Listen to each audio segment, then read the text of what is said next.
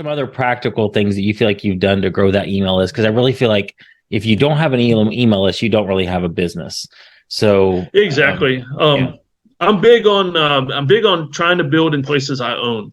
In Mhm. other words, building a big social media following, it's really nice to see big numbers and followers, but I don't own that. That could get shut down. I could say the wrong thing and get kicked off any of those Yes. platforms.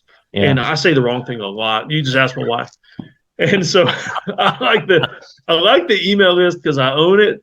Yeah. I can do whatever I want with it. And so it's built small, but I'm finally honing it down to where it's a warm, hot list instead of cold. Yeah. For a while there, I sent out regular newsletters, and I would send one out, get a ton of unsubscribes, Yeah. and that hurt. That hurt real bad because when it's small, it's like, why do they hate me so much? Why don't they like me? But some people told me that that's going to happen no matter how famous you are. You're just getting rid of people who aren't your ideal customer. Yeah. And I mean, if your mom unsubscribes from your email list, you're in trouble. That didn't happen, thankfully. But just honing down that list and keeping it warm. Sending regular emails out so that it's not such a shock. Like, who's this guy? I don't want them saying, who's this guy? I want them saying, what does David have to say today? Yeah. And that way they want to open it up. Are they at least once a week? Yeah, I send them once a week. Yeah. And I try to provide resources. I'm big on giving away a lot of things for free. I mean, you could buy one of my books on Amazon and it might be all this prepper survival stuff. But if you read, 20 of my newsletters, it's the same stuff. I like giving it away. Yeah. And it gets people to where they want to stick with me. Absolutely. And eventually with this membership, hopefully they'll join me in a community. Absolutely. Wow.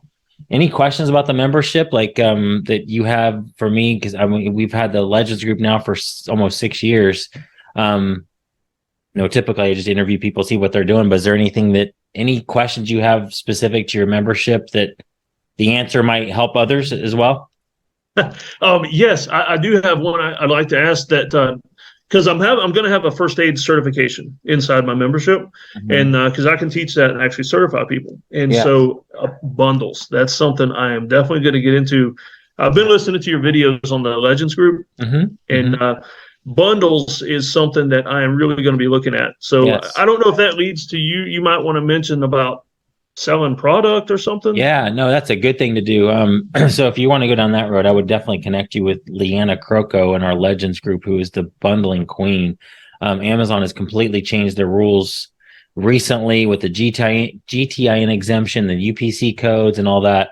And she keeps up on that and will be able to help you with that. But yeah, I think that's brilliant, because what would you like take somebody else's first aid kit and put something else that's your own to make it unique, or would these be all your products? No, I'm thinking what I'd like to do is what I consider a good first aid kit. And I want to put it together using other people's products, but like in a bag that maybe has my logo or my patch or something on it. Yes. You can. Yeah. So it's the Rugged Journey first aid kit. I love it. Yep.